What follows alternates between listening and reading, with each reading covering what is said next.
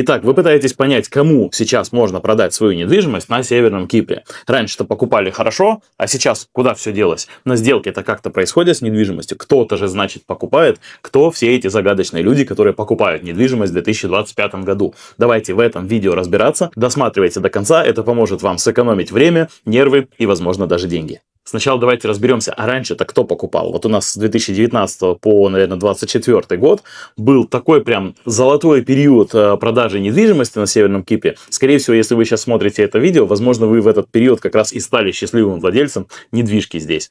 Кто же покупал-то? А покупали все, кому не лень. Иностранные инвесторы, европейские пенсионеры. Все, кому не лень. Почему? Да потому что на вот этом вот маленьком островке, в этой не совсем даже настоящей стране, с пальмами, красивым морем и красивыми пейзажами, здесь недвижка была в разы дешевле, чем в больших взрослых странах. И, соответственно, если условный там человек из Европы приезжает, ему здесь показывают: вот тебе море, вот тебе пляж, вот тебе пальма, и вот тебе райская жизнь, и вообще у тебя здесь квартира вот с видом на всю эту красоту будет стоить 50 тысяч, а у него там от 300 только начинаются какие-нибудь мелкие однушки, естественно, будет брать не глядя. И из СНГ, и из Ближнего Востока, и из Африки, и из Европы, и из Канады, откуда только не покупали. Потому что было дешево, потому что было классно, и человек за вот такое количество денег получал вот столько райской жизни. И, естественно, это было выгодно, и, естественно, это было классно. И, конечно, на этом фоне появилась целая куча агентов, в том числе из разных стран, которые поняли, что продавать это выгодно, продавать это интересно, и, скорее всего, кто-то из таких агентов вам как раз недвижку-то и продал.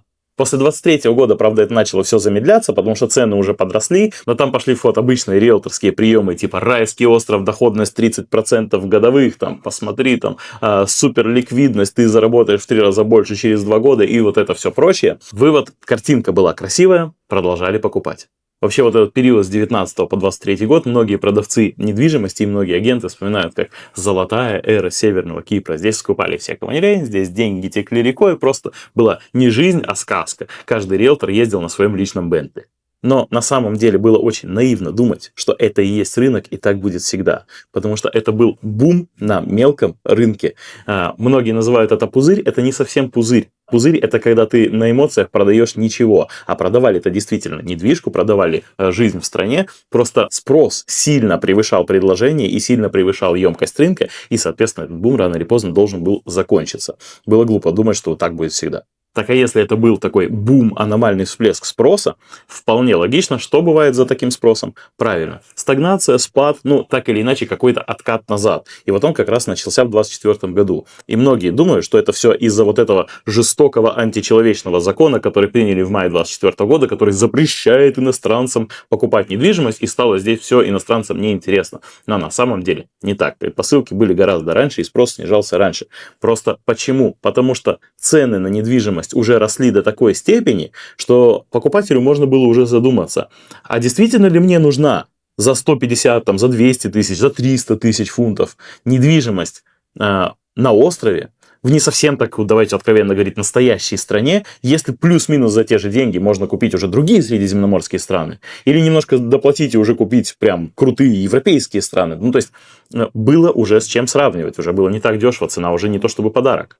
Так что вот этот закон мая 2024 года – это не причина, это триггер скорее, который ускорил вот этот разворот рынка в сторону отката и стагнации. Настоящая причина в том, что иностранцам просто стало уже не так интересно здесь покупать. А если мы говорим про иностранных инвесторов, то давайте уже откровенно говорить. Сейчас ни один здравомыслящий инвестор не будет вкладывать деньги в недвижимость Северного Кипра. Кто в своем уме вкладывает на хаях, то есть на пике, когда, если мы возьмем любую диаграмму любого рынка, вам любой человек, кто в этих рынках разбирается, может сказать, что на пике покупать не время, время продавать, время фиксировать прибыль. А в данном случае даже прибыль фиксировать получается не у всех, потому что многие купили слишком поздно. И вот мы подходим к нашему 25-му году, где мы сейчас находимся. И что сейчас делают? Кто покупает? А покупают сейчас недвижимость реальные люди, которым эта реальная недвижимость нужна для их реальных задач. Рынок вызрел. Уже не те цены и не та ситуация, чтобы покупать, а просто пускай будет, а про запас. А чем черт не шутит? Это можно было покупать, когда было дешево, это можно было покупать с прицелом на рост, но когда рост только что прошел и закончился, никто так уже покупать не будет. Будут покупать для реальных задач.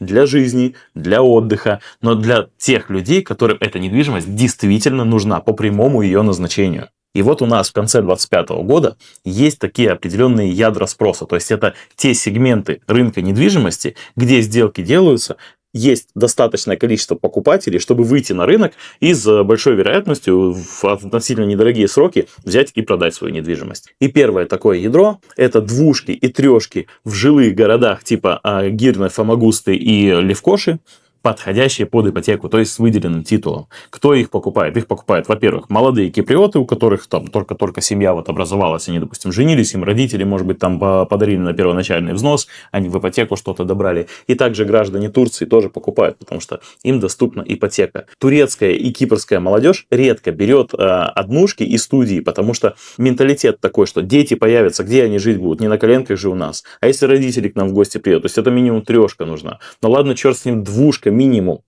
И поэтому двушки, трешки покупают хорошо, все, что меньше площади, уже не так активно.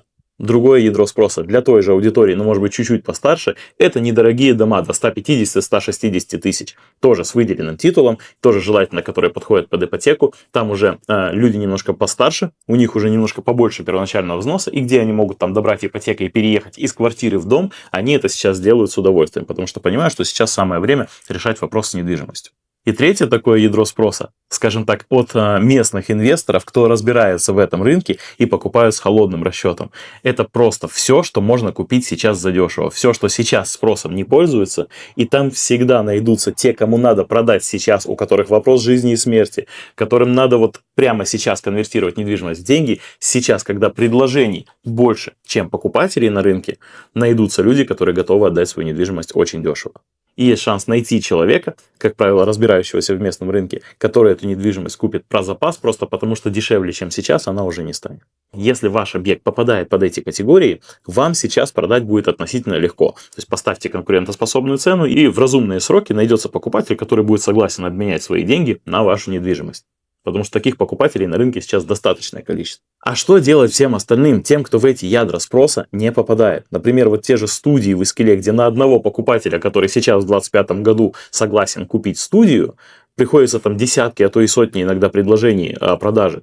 Или собственники курортной недвижимости, которая классная, там с инфраструктурой, с бассейнами и крутыми видами, но далеко от жилых районов, и для жизни она не то чтобы очень годится. Собственникам таких объектов я рекомендую в первую очередь не паниковать, а трезво и, самое главное, адекватно подойти к решению своей задачи. А для начала нужно понять условия задачи. А точно ли вам сейчас продавать нужно? Потому что сейчас может быть действительно не время. Да, сейчас перспектив для роста рынка в ближайшем обозримом будущем вроде не предвидится. То есть сигналов от рынка нету, что рынок будет расти.